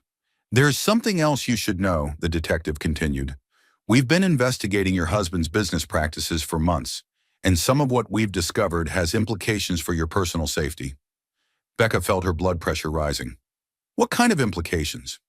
Jonathan Whitmore has been moving large sums of money to offshore accounts over the past 6 months. Bank records suggest he's been preparing for the possibility of fleeing the country if the FBI investigation became too threatening. Fleeing the country, Becca repeated slowly. With Emma and the baby? That's what we're concerned about. His communications with his attorney include discussions about international custody laws and countries without extradition treaties with the United States. Emma had stopped coloring and was listening with the intense focus children develop when they sense adult conversations involve their safety. He can't just take us out of the country without permission, can he? Becca asked. Legally, no. But men facing federal criminal charges sometimes make desperate decisions. That's why we need to move quickly to establish protective orders and document the domestic violence history. As if summoned by their conversation, Becca's phone buzzed with another message from John. Stop playing games with my family. Every minute you spend talking to police and reporters makes this situation worse for everyone. Come home now and we'll work this out privately. Detective Martinez read the message over Becca's shoulder. Mrs. Whitmore, I want you to understand something clearly. This investigation is no longer optional or private. We have enough evidence of financial crimes to arrest your husband with or without your cooperation. But your testimony about the domestic violence could make the difference between a few years in prison and decades. What if he tries to hurt us before you can arrest him? We can arrange protective custody, safe housing, and enhanced security measures. But you and Emma need to stay away from any locations he knows about. Your home, Emma's school, places you regularly visit. Emma finally spoke up, her voice small but clear. Detective Martinez, if Daddy John goes to jail, what happens to me and Mama and the baby? The question broke Becca's heart and clarified her priorities simultaneously. Emma's concern wasn't about losing their luxurious lifestyle or changing schools. She was worried about basic safety and family stability. You and your mama and the new baby will be safe, Detective Martinez assured her. There are people whose job it is to help families start over when they need to leave dangerous situations. Will we still be a family? You'll still be a family. Maybe an even better family because you won't have to worry about walking on eggshells or managing someone else's anger all the time. Becca watched Emma process this information with the resilience that had carried her through so many adult crises. At 9 years old, she was already showing more emotional maturity than many adults, more wisdom about relationships and safety than her own mother had demonstrated. Detective Martinez, Becca said with growing strength in her voice, what do I need to do to keep my children safe? First, we need formal statements from both you and Emma about the domestic violence incidents. Second, we need to get protective orders in place. Third, we need to move you to a secure location before your husband realizes how serious this investigation has become. As they prepared to leave the cafeteria, Becca's phone rang with yet another call from John. This time, Detective Martinez gestured for her to answer it while recording the conversation. Rebecca, I know the police are filling your head with lies about me, but you need to remember who you're dealing with. I built our life from nothing. I can destroy it just as easily. John, I'm trying to protect our children. You're trying to destroy our marriage because you're too weak to handle the pressure of being married to a successful man. But I won't let you use my unborn daughter as a weapon against me. This isn't about weapons or marriage. This is about Emma getting hurt when you lose your temper, about stress-induced labor complications, about creating a safe environment for our family. John's laugh was sharp and bitter. Safe environment? You want safe? Then stop talking to cops and reporters and come home where I can protect you from the consequences of this media circus you've created. Detective Martinez made notes about the conversation's tone and content, while Emma listened with growing understanding that this wasn't a normal adult disagreement, but something more serious and potentially dangerous. I'm not coming home, John, not until things change significantly. Things won't change, Rebecca. You belong to me and so do both of those children. Geography won't change that basic fact. Distance won't change that basic fact. Police investigations won't change that basic fact. The possessive language chilled everyone listening to the call. Detective Martinez had heard similar statements from other domestic abusers, but rarely delivered with such cold certainty. After ending the call, Becca sat in stunned silence for several minutes. Emma reached across the table and patted her mother's hand with the gentle wisdom of a child who had learned too early how to comfort adults. Mama, he sounded like he was trying to scare you. Yes, baby, he was. But we don't have to be scared of people who try to scare us, right? We can just stay away from them and let the police handle it? Detective Martinez smiled at Emma's clear thinking. That's exactly right, Emma. Sometimes adults act like bullies, and the best thing to do is get help from other adults whose job it is to stop bullies. As they left the hospital cafeteria, Becca realized that the hunt wasn't just law enforcement pursuing John. It was also John hunting for ways to maintain control over his family, even as his world collapsed around him. The difference was that now she had allies, resources, and most importantly, clarity about what was really at stake. The millionaire CEO husband's desperation was making him increasingly dangerous, but his pregnant wife was finally understanding that running from a predator required help, strategy, and the courage to trust people whose job it was to protect families rather than control them. 3 days later, against the advice of Detective Martinez and Dr. Brooks, Becca found herself in the parking lot of Riverside Mall, the same location where she'd met John for lunch dates during their courtship. The irony wasn't lost on her. This place that had once symbolized new beginnings was now the stage for what she hoped would be their final confrontation. She wore a wire provided by the police department, the small recording device hidden beneath her maternity sweater, feeling like a talisman of protection and truth. Emma was safe at the domestic violence shelter, working on homework with a volunteer tutor who specialized in helping children transition through family crises. John arrived precisely on time, emerging from his black Mercedes wearing an expensive suit that couldn't quite disguise the strain of the past week. His usually perfect hair showed signs of stress, and there were dark circles under his eyes that suggested sleepless nights spent managing legal strategies and media damage control. "You look tired," he said as he approached, his voice carrying the false concern she'd learned to recognize as manipulation. "This whole situation has been hard on both of us."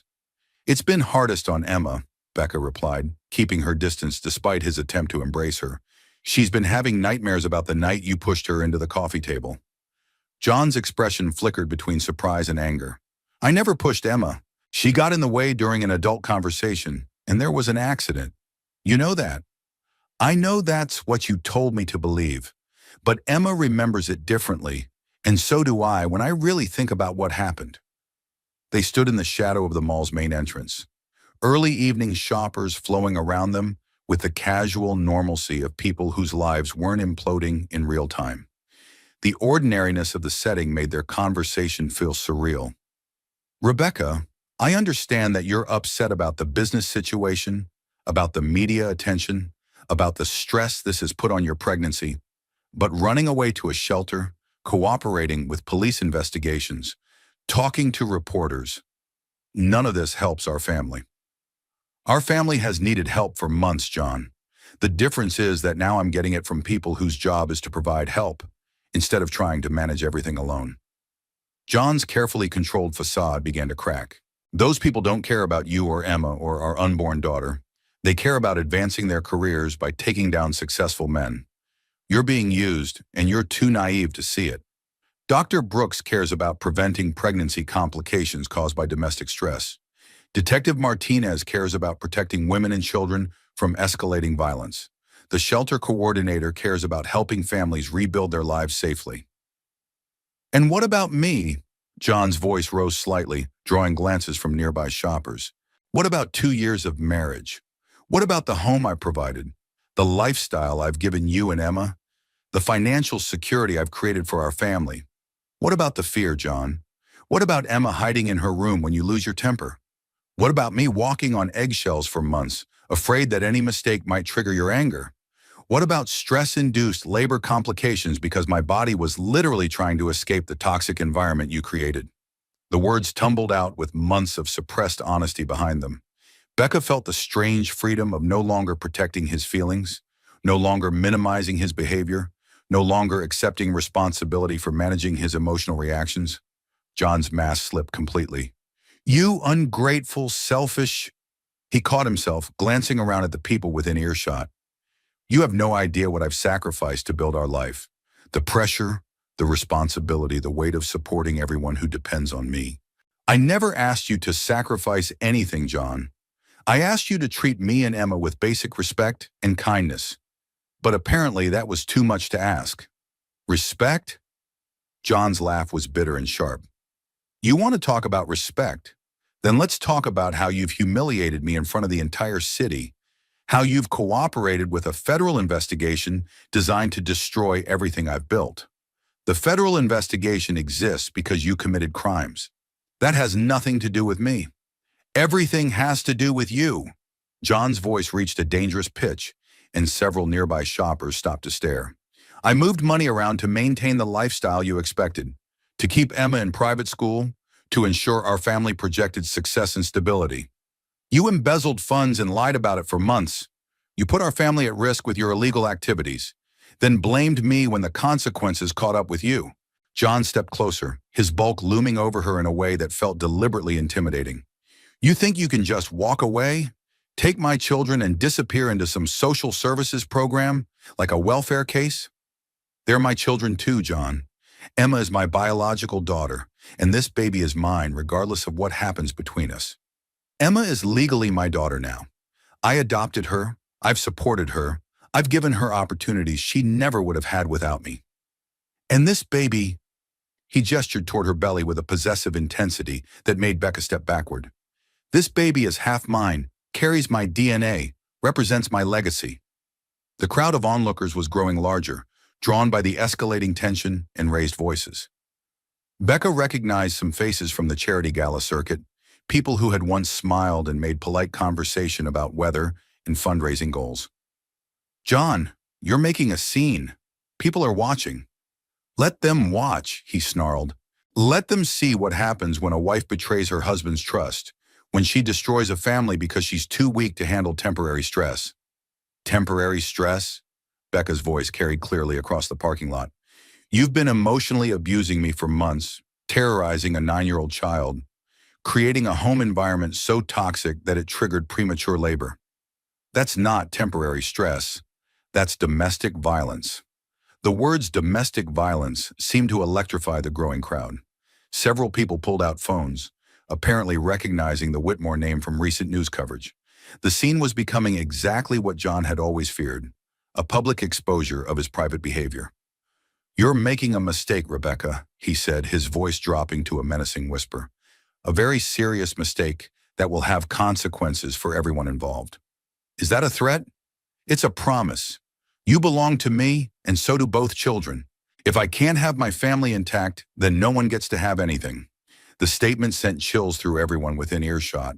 Several bystanders were now openly recording the confrontation, and Becca could see a security guard approaching from the mall entrance. "What exactly does that mean, John?" "It means I'd rather see you dead than watch you raise my children to believe their father is some kind of monster.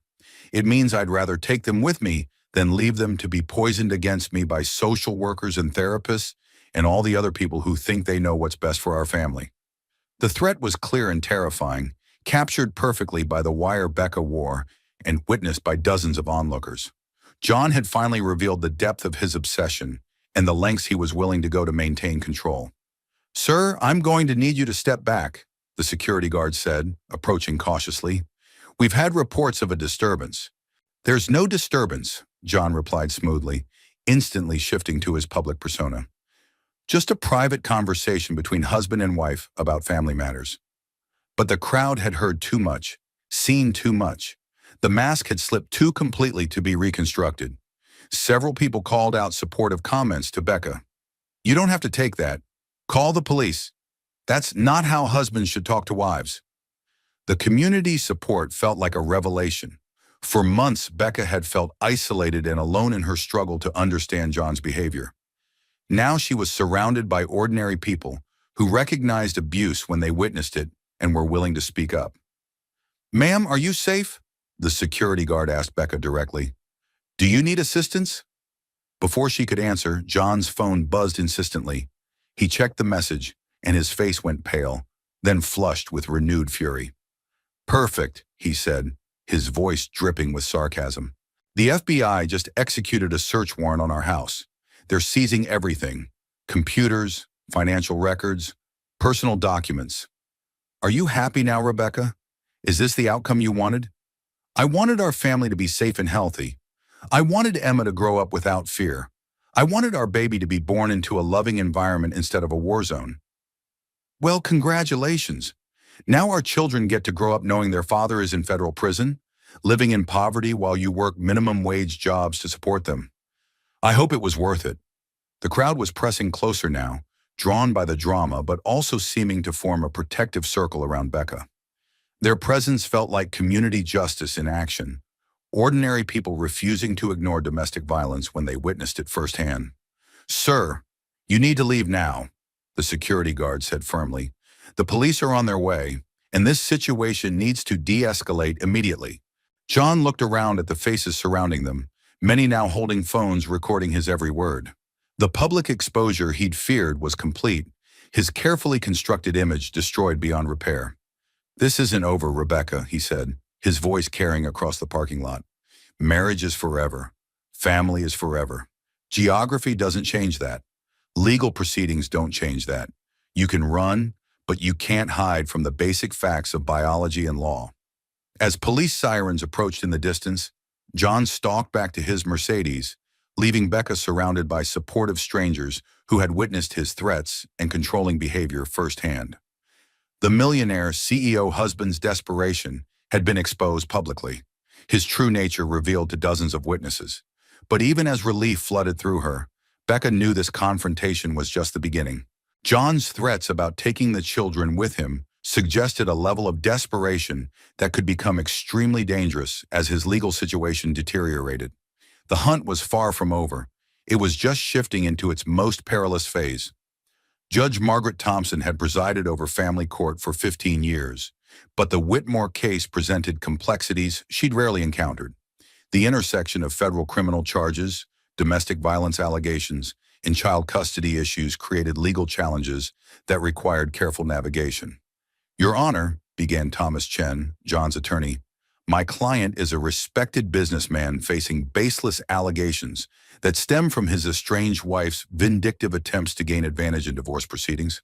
Becca sat in the gallery with Emma beside her, both of them flanked by advocates from the Domestic Violence Resource Center. The courthouse atmosphere felt formal and intimidating, but Detective Martinez had prepared them for what to expect. "These aren't divorce proceedings, counselor," Judge Thompson replied crisply. "This is a hearing to determine whether protective orders are warranted based on documented threats and evidence of escalating domestic violence." Assistant District Attorney Maria Santos rose to present the prosecution's case. "Your Honor, we have recorded threats made by Mr. Whitmore in a public setting, witnessed by dozens of citizens. Quote, 'I'd rather see you dead than watch you raise my children to believe their father is some kind of monster.' This was stated after Mrs. Whitmore expressed concerns about the emotional impact of his behavior on her 9-year-old daughter. Emma shifted uncomfortably in her seat, understanding more of the legal proceedings than any child should have to comprehend. The court-appointed child advocate, Dr. Jennifer Walsh, had spent hours preparing her for today's testimony, explaining how the legal system worked to protect children in dangerous situations. Furthermore, Ada Santos continued, Mr. Whitmore has access to substantial financial resources that he has been moving to offshore accounts, suggesting flight risk and the possibility of international parental kidnapping. John sat rigid at the defendant's table, his expensive suit and perfectly styled hair creating the image of a successful executive wrongly accused. But the recordings from the parking lot confrontation had damaged his credibility significantly.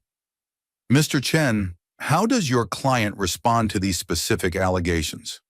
"Your Honor, my client's words were taken out of context during an emotionally charged conversation about the dissolution of his marriage.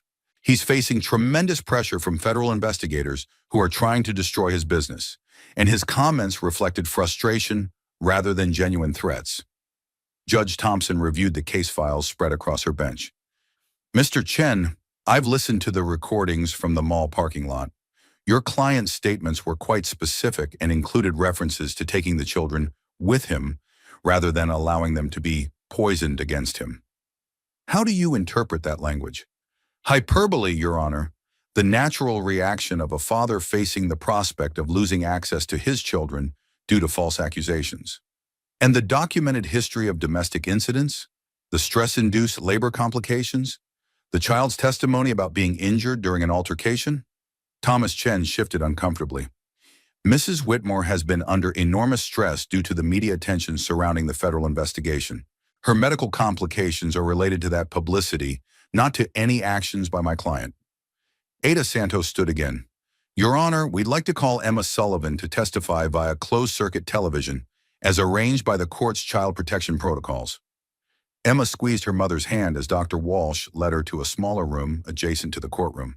The 9-year-old had practiced this testimony multiple times, learning to speak clearly and honestly about her experiences without being traumatized by direct confrontation with John.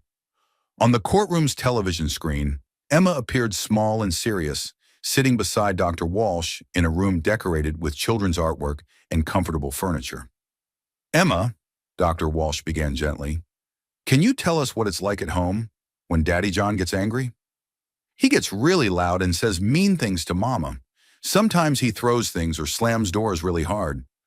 Mama tries to make him feel better, but nothing works when he's that mad. And has Daddy John ever been angry at you specifically?" Emma nodded solemnly.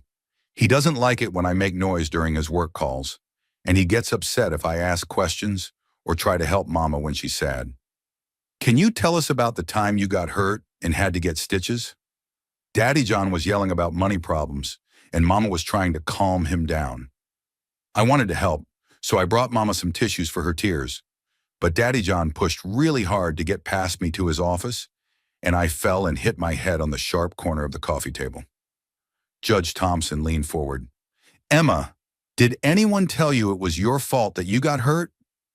Daddy John said I should have stayed out of the way during adult conversations, but Mama said it wasn't my fault, that adults should be careful around children, even when they're upset. The child's clear, honest testimony was devastating to John's claims of accidental contact. Emma's description matched the medical records from her emergency room visit, which had been obtained despite John's attempts to prevent professional documentation. Thank you, Emma, Dr. Walsh concluded. You've been very brave and helpful. As Emma returned to the courtroom, John's attorney requested a brief recess to consult with his client. Judge Thompson granted 15 minutes, during which heated whispers could be heard from the defendant's table. When proceedings resumed, Thomas Chen's approach had shifted noticeably. Your Honor, my client would like to propose a voluntary separation agreement that ensures his children's safety while allowing supervised visitation rights. Judge Thompson raised her eyebrows. Mr. Chen, this hearing is about protective orders, not custody arrangements. Is your client acknowledging that protective measures are necessary? My client acknowledges that emotions have been running high during this difficult period and that some cooling off time might benefit everyone involved. Ada Santos objected immediately. Your Honor, Mr. Whitmore's recorded threats specifically mentioned harming his wife and taking the children with him rather than losing custody. Supervised visitation doesn't address the risk of kidnapping or violence. Furthermore, Detective Martinez added from the witness stand, our investigation has revealed that Mr. Whitmore has been researching countries without extradition treaties and has moved substantial assets offshore. This suggests premeditation for flight with the children? Judge Thompson studied John carefully. Mr. Whitmore, you have the right to address the court directly. Do you wish to respond to these allegations? John stood slowly, his composure cracking under the weight of evidence and testimony. Your Honor, I've spent 2 years building a family with Rebecca and Emma. Everything I've done, every business decision, every financial arrangement, has been motivated by providing for their security and future. That doesn't address the specific allegations of threats and domestic violence. I admit that I've been under tremendous pressure, that I've sometimes lost my temper in ways that frighten my family, but I would never actually harm Rebecca or the children. They're everything to me. Mr. Whitmore, according to recorded evidence, you stated that you'd rather see your wife dead than lose control of your children. How do you explain that statement? John's carefully maintained facade finally crumbled entirely. Because I built this family. I rescued Rebecca from poverty, gave Emma opportunities she never would have had, created a life of luxury and privilege for all of us, and now they want to throw that away based on advice from social workers and police officers who don't understand what we have together. What you built, Mr. Whitmore, was a relationship based on fear and control. The evidence clearly shows a pattern of emotional abuse, financial control, and escalating threats. Judge Thompson reviewed her notes before continuing. I'm granting the protective order for Mrs. Whitmore and Emma Sullivan. Mr. Whitmore is prohibited from contacting either of them, directly or indirectly, from approaching their residence or places of employment and education, and from attempting to remove either child from the state. Additionally, given the evidence of flight risk and threats involving the children, I'm ordering the surrender of Mr. Whitmore's passport and requiring him to wear an electronic monitoring device until resolution of the federal criminal charges. John's face went white with rage. You can't do this. Those are my children, my family. I have rights. Your rights end where other people's safety begins, Judge Thompson replied firmly. This court's primary concern is the welfare of the children involved, and the evidence clearly indicates they are at risk in your presence. As court officers approached to implement the electronic monitoring order, John's eyes found Becca's across the courtroom. The look he gave her was filled with such hatred and promise of retribution that she instinctively pulled Emma closer. This isn't over, Rebecca, he said, his voice carrying despite the officer's attempts to escort him from the courtroom. Family is forever. Marriage is forever. You can't escape biology and law. Even as he was led away, his words seemed to echo in the formal courtroom, a promise of continued pursuit despite legal barriers and protective orders. Ada Santos approached Becca after the hearing concluded. The protective order is just the first step.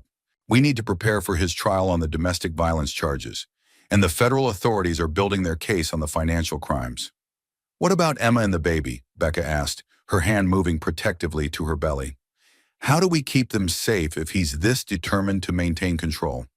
The electronic monitoring will track his movements, and the no-contact order gives us immediate grounds for arrest if he violates it. But you'll need to remain vigilant and report any attempts at indirect contact through third parties. Emma tugged on her mother's sleeve. Mama, does this mean we don't have to be scared of Daddy John anymore?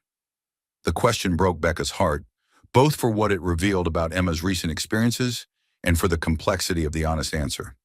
The legal system had provided important protections, but John's obsession with control suggested the danger was far from over. It means a lot of people are working very hard to keep us safe, baby. Judges and police officers and social workers. Lots of adults whose job it is to protect families. As they left the courthouse, Becca felt both relief and apprehension. The millionaire CEO husband's public facade had been stripped away entirely, his threats and controlling behavior documented in legal proceedings that would follow him for years. But his final words in the courtroom suggested that legal barriers might not be enough to stop someone whose identity was so completely invested in possessing and controlling his family. The real test would come in the days and weeks ahead, as John faced the reality of losing everything he'd built and everyone he claimed to love. The safe house looked nothing like the penthouse Becca and Emma had shared with John, but it felt more like home than anywhere they lived in 2 years. Located in a quiet suburban neighborhood, the 2-bedroom apartment was furnished simply but comfortably, with child-friendly touches that helped Emma adjust to their new, temporary reality. Look, Mama, Emma said, pointing to the small garden visible through the kitchen window. There are tomatoes growing out there. The lady next door said we can help pick them when they're ready. Patricia Henderson, their former neighbor who had become an unlikely ally, sat at the kitchen table sorting through donated clothes and supplies. The retired nurse had organized a support network among the women from their former social circle, creating a grassroots response to domestic violence that surprised everyone involved. I brought some of Emma's favorite books from your apartment, Pat said, placing a familiar stack on the counter. The building manager let me collect personal items while John was in court yesterday. The past week had been a whirlwind of legal proceedings, medical appointments, and psychological evaluations. Emma was seeing Dr. Jennifer Walsh twice weekly for play therapy, learning to process the trauma of living with domestic violence while developing healthy coping mechanisms. How are the sessions going with Dr. Walsh? Pat asked as Emma settled into the living room with her coloring books. She's amazing, Becca replied, rubbing her belly where the baby was moving actively. Emma actually looks forward to their meetings. Yesterday she told me that Dr. Walsh explained how some adults have trouble managing their feelings, but that doesn't make it children's responsibility to fix adult problems. Smart woman. And how are you handling everything? Becca considered the question carefully. The answer was complicated, relief mixed with fear, gratitude tempered by uncertainty about the future, strength growing alongside persistent vulnerability. I'm starting to understand how trapped I'd become, she said slowly. Not just financially, but emotionally. I'd started believing that managing John's moods was my job, that keeping peace was more important than protecting Emma or myself. The domestic violence counselor had helped Becca recognize the subtle ways narcissistic abuse had eroded her sense of reality. The constant criticism disguised as concern, the isolation from friends and family, the gradual erosion of her confidence and decision-making abilities. The hardest part is realizing how much Emma absorbed, Becca continued. She learned to monitor adult emotions, to make herself small and quiet when tensions rose, to feel responsible for other people's anger. Through the living room doorway, they could see Emma working intently on a drawing, her tongue poking out slightly in concentration. The 9-year-old's artwork had become an important part of her therapy, providing a safe way to express feelings she didn't yet have words for. What's she drawing today? Pat asked. Houses mostly. She draws the penthouse with dark colors and sharp edges, then draws other houses with bright colors and flowers. Dr. Walsh says it's her way of processing the difference between the life we had and the life we're building. Becca's phone buzzed with a text from Detective Martinez. John's electronic monitoring shows he's been driving past Emma's school and the hospital where you delivered her. No direct contact, but he's clearly testing boundaries. The message sent familiar anxiety coursing through Becca's system. but she recognized the feeling now as a trauma response rather than evidence of immediate danger. John was being monitored. The school had security protocols in place, and she had a support network ready to respond to any escalation. Bad news, Pat asked, noticing Becca's expression. John's testing the limits of his restraining order, not violating it technically, but making his presence known in places where he knows we might be. That must be terrifying. It is, but it's also familiar. He's always used subtle intimidation to maintain control. The difference now is that I understand what he's doing instead of making excuses for it. Emma approached from the living room, holding up her latest artwork. Look what I drew, Mama. It's our new house with the baby's room upstairs. The drawing showed a simple two-story house with clearly defined rooms, each one labeled in Emma's careful 9-year-old handwriting. Mama's room, Emma's room, baby sister's room, happy kitchen, safe living room. It's beautiful, sweetheart. What makes the kitchen happy and the living room safe? Emma considered this seriously. The kitchen is happy because there's no yelling during dinner. And the living room is safe because nobody throws things or breaks stuff when they get mad. The simple wisdom of her daughter's observation brought tears to Becca's eyes. Emma had internalized the chaos of their former life as normal, but she was already developing new expectations for what home could feel like. Emma, Pat said gently, would you like to help me plant some flowers in the front garden this weekend? The landlord said it was okay to make improvements. Can we plant pink ones for the baby? Mama says she's going to be a girl. We can plant whatever colors you choose. As Emma returned to her drawing, clearly excited about the gardening project, Becca felt a wave of gratitude for the support system that had emerged around them. Pat, Dr. Walsh, Detective Martinez, the domestic violence advocates, even neighbors they'd never met who had witnessed John's threats in the mall parking lot. I keep thinking about that night at the charity gala, Becca said. How humiliated I felt about spilling that drink. How terrified I was of disappointing John. Now I realize that incident was the beginning of everything changing. How so? It was the first time I saw how his need for control extended beyond our private life. He was willing to embarrass Emma publicly, to grip my arm hard enough to leave bruises, all because of an accident that literally no one else cared about. Her phone rang. Dr. Brooks from the hospital. Rebecca, I have your latest test results. Everything looks excellent. Your blood pressure is normal, the baby's heartbeat is strong, and you're showing no signs of the stress complications that brought you to us initially. That's wonderful news. It's more than wonderful. It's remarkable how quickly your body has responded to the reduced stress environment. This baby's going to be born into a much healthier situation than seemed possible a few weeks ago. After ending the call, Becca shared the news with Pat, who smiled with the satisfaction of someone who had recognized abuse long before the victim was ready to acknowledge it. Your body was trying to protect you and the baby all along, Pat observed. Stress-induced labor complications were your system's way of saying the situation was unsustainable. I just wish I'd listened sooner.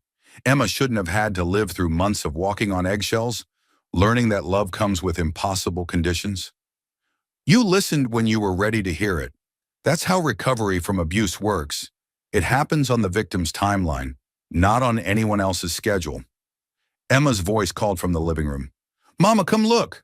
I drew you and the baby at the hospital with Dr. Brooks. Everyone is smiling because the baby is healthy and safe. The drawing showed stick figures with clearly happy expressions, surrounded by hearts and flowers. At the bottom, Emma had written in careful letters, "My family is brave and strong." Looking at her daughter's artwork, Becca realized that reconstruction wasn't just about building a new life. It was about reclaiming the capacity for joy, safety, and authentic connection that narcissistic abuse had systematically eroded. The millionaire CEO husband's empire had completely crumbled, his assets frozen, and his freedom restricted by electronic monitoring. But in this modest safe house, his former victims were discovering that freedom from control was worth more than any luxury he had ever provided. The baby kicked vigorously, as if celebrating her mother's growing strength, and the promise of being born into a family where love didn't come with conditions, where safety was prioritized over appearances, and where children could be children instead of tiny adults responsible for managing other people's emotions. The federal courthouse steps were crowded with reporters and cameras as Jonathan Whitmore emerged from his final sentencing hearing, his hands cuffed behind his back and his once perfect facade replaced by the orange jumpsuit of federal prison. Detective Martinez stood beside Becca, who held 2-month-old Hope Catherine Sullivan in her arms while Emma gripped her other hand tightly. 15 years on the federal embezzlement and securities fraud charges, Detective Martinez explained quietly, plus 3 additional years for the domestic violence convictions, to be served concurrently. With the no-contact orders in place, he won't be eligible to request any communication with you or the children for at least 10 years. Emma looked up at her mother with the serious expression she developed over the past few months of therapy and healing. Does this mean we don't have to be scared anymore? It means the adults whose job it is to protect families have done their job very well, Becca replied, borrowing language from Dr. Walsh's sessions. The police, the judges, the lawyers, everyone worked together to make sure our family is safe. Hope stirred in her arms, making the soft cooing sounds that had become the soundtrack of their new life. Born at full term without complications, the baby was healthy and alert, showing none of the stress markers that had characterized Becca's pregnancy during the months with John. Ada Maria Santos approached their small group, her expression satisfied but professional. Mrs. Whitmore, the court has asked if you'd like to make a victim impact statement that will become part of Mr. Whitmore's permanent record. I already gave my statement during the trial, Becca replied. This would be different, a reflection on how the experience has affected you and your children, what you've learned, what you'd want other families in similar situations to know. Becca looked down at Hope's peaceful face, then at Emma, who was quietly drawing in the sketch pad she now carried everywhere. Her daughter's artwork had evolved from dark, angular representations of their old life to bright, flowing images of gardens, houses with clearly defined safe spaces, and families where everyone was smiling. I think I'd like to do that, Becca said. An hour later, she stood at the courthouse podium with Emma beside her and Hope sleeping peacefully in her arms. The courtroom was packed with advocates, survivors of domestic violence, and members of the community who had followed their story from the charity gala incident through John's conviction. Your Honor, Becca began, her voice stronger than she'd expected. I want to talk about something I learned during these past months of legal proceedings and recovery, the difference between love and control. She looked directly at the gallery, speaking not just to the judge but to the audience of women who might be living in situations similar to what she'd escaped. I spent 2 years believing that my husband's jealousy was evidence of how much he loved me, that his financial control was him taking care of our family, that his anger was just stress from providing for us. I made excuses for behavior that I would never accept if I witnessed it happening to someone else. Emma reached up and squeezed her mother's free hand, offering support with the wisdom of a child who had learned too early about adult struggles and resilience. What I understand now is that love doesn't require you to make yourself smaller to avoid someone else's anger. Love doesn't demand perfection or punish mistakes with emotional cruelty. Love doesn't use children as weapons or make threats about taking them away from the other parent. In the gallery, she could see Pat Henderson nodding, along with several other women from their former social circle who had become unexpected advocates and support system members. My 9-year-old daughter learned to monitor adult moods, to make herself invisible when tensions rose, to feel responsible for managing other people's emotions. No child should have to develop those survival skills in what should be the safest place in their world, their own home. Hope stirred and opened her eyes, looking up at her mother with the clear, trusting gaze of a baby who had never known fear or conditional love. This baby was born into a completely different environment than what I could have provided just 6 months ago. She'll grow up in a home where anger doesn't mean violence, where mistakes are learning opportunities instead of reasons for punishment, where love is demonstrated through kindness and respect rather than control and possession. Becca paused, gathering her thoughts for the most important part of her statement. To other women who might be living with domestic violence, whether it's physical, emotional, financial, or psychological, I want you to know that asking for help isn't weakness. It's the bravest thing a mother can do. I learned that protecting my children meant more than maintaining appearances or keeping peace at any cost. The courtroom was completely silent. Everyone focused on her words with an intensity that felt both intimidating and empowering. The night Emma got hurt when my former husband lost his temper, I had a choice. I could continue making excuses and accepting his version of events, or I could trust my own perceptions and seek help. The stress-induced labor complications that brought us to the hospital were my body's way of saying that the situation had become unsustainable. Emma tugged gently on Becca's dress and whispered, "You forgot to tell them about the good parts." The innocent comment brought smiles throughout the courtroom and reminded Becca that healing wasn't just about documenting trauma, it was about celebrating recovery and growth. "Emma's right," Becca said, smiling at her daughter. "I should talk about the good parts too, like learning that there are people whose job it is to help families in crisis, that communities can come together to support survivors, that children are incredibly resilient when given the chance to heal in safe environments." She looked directly at Dr. Walsh, Detective Martinez, Pat Henderson, and the other members of their support network. I learned that Emma's wisdom often exceeded my own. She recognized safety and danger more clearly than I did because she hadn't been conditioned to make excuses for unacceptable behavior.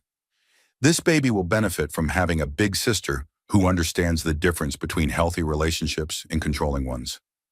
Hope made a small sound, and Emma immediately reached up to touch her sister's tiny hand, demonstrating the gentle protectiveness that had characterized their relationship since the birth. Most importantly, I learned that my children deserved a mother who was willing to choose their safety over my comfort, their well-being over maintaining appearances, their future over my fear of change. Judge Thompson leaned forward slightly. "Mrs. Whitmore, how would you summarize what you'd want other families to understand about domestic violence and recovery?" Becca considered the question carefully, aware that her words might reach people in the situations similar to what she'd escaped.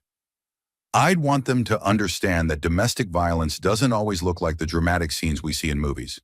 Sometimes it looks like walking on eggshells, making excuses for someone else's behavior, gradually losing confidence in your own perceptions and decision-making abilities." She shifted Hope to her other arm, the baby's peaceful presence a reminder of how much had changed. "But I'd also want them to know that help is available, that recovery is possible, and that children can heal from trauma when they're given consistent safety and support." Emma went from a child who hid in her room during adult conflicts to someone who plants gardens and draws pictures of safe houses and helps take care of her baby sister. Emma beamed with pride at being mentioned so positively in such an important setting. "The system worked for us. Police officers who took domestic violence seriously, doctors who recognized the signs of abuse, lawyers who fought for our safety, judges who prioritized children's well-being over adults' convenience. We're living proof that families can rebuild their lives after domestic violence." As Becca concluded her statement and returned to her seat, the courtroom erupted in supportive applause. Hope opened her eyes wider, seeming to take in the sounds of community approval and encouragement. Later on the courthouse steps, reporters asked about their plans for the future. "Emma starts at her new school next week," Becca explained. "It's a public school with excellent support programs for children transitioning from difficult situations. She's excited about joining their art program and helping with the school garden." "What about you? Will you be returning to work?" "I'm starting a part-time position with the Domestic Violence Resource Center, helping other families navigate the legal and social services systems. My experience as a survivor gives me insight into what works and what doesn't from the victim's perspective." Emma tugged on Becca's sleeve. "Tell them about our house, Mama. We're moving into our own apartment next month. Nothing fancy, but it's in a safe neighborhood with good schools, and Emma gets to help decorate her room however she wants." The questions continued, but Becca found herself thinking about the journey from that night at the charity gala to this moment on the courthouse steps. The spilled drink that had triggered John's explosive anger now seemed like such a small thing, but it had been the crack in the facade that eventually brought down his entire edifice of control. As they walked toward Pat Henderson's car, Emma skipped alongside them, chattering excitedly about her plans for their new apartment and her hopes for making friends at the new school. Hope dozed peacefully, completely unaware of the legal victory that had just secured her safety and future. "Mama," Emma said as they reached the car, "I'm proud of you for being so brave and helping other families too." The simple statement carried the weight of validation Becca had been seeking throughout the entire ordeal. Emma's pride meant more than any legal victory, any media coverage, any community support. I'm proud of you too, baby. You helped me remember what really matters, keeping our family safe and healthy and happy. As they drove away from the courthouse, Becca reflected on the transformation they'd all undergone. The millionaire CEO husband, who had once controlled every aspect of their lives, was beginning a 15-year federal prison sentence, his empire destroyed and his threats neutralized by the justice system. But his former victims had discovered something more valuable than the luxury he'd provided. They'd found authentic freedom, genuine safety, and the possibility of building relationships based on love and respect rather than fear and control. Hope stirred in her car seat and opened her eyes, looking around at the world with the clear, trusting gaze of a child who would never know conditional love or have to earn safety through perfect behavior. She would grow up understanding that families could be places of genuine refuge, that adults were protectors rather than sources of unpredictable danger, that love was demonstrated through consistent kindness rather than explosive emotions. Emma drew quietly in her sketchpad during the drive, creating yet another image of their future home with its carefully labeled safe spaces and bright colors. At 9 years old, she had survived trauma that would challenge many adults, emerged with remarkable resilience and wisdom, and developed protective instincts toward her baby sister that demonstrated the healing power of authentic love. The story that began with a pregnant wife's humiliation at a charity gala had transformed into something larger, a testament to the possibility of escape from domestic violence, the importance of community support for survivors, and the remarkable capacity of families to heal and thrive when given the opportunity for genuine safety. As they pulled into the driveway of their temporary home, Becca looked at her two daughters and realized that this was what victory actually looked like. Not dramatic courtroom scenes or media attention, but quiet moments of safety, small acts of rebuilding, and the daily choice to prioritize well-being over appearances. The millionaire CEO husband's legacy would be federal prison and a cautionary tale about the intersection of wealth and domestic violence. But his former family's legacy would be resilience, recovery, and the wisdom that real love never requires you to make yourself smaller to accommodate someone else's need for control. Justice had been served, but more importantly, life had been reclaimed. And that's where Rebecca's incredible journey ends. Not with revenge or bitterness, but with hope, healing, and the quiet victory of choosing love over fear, safety over status, and her children's well-being over a toxic marriage disguised as perfection.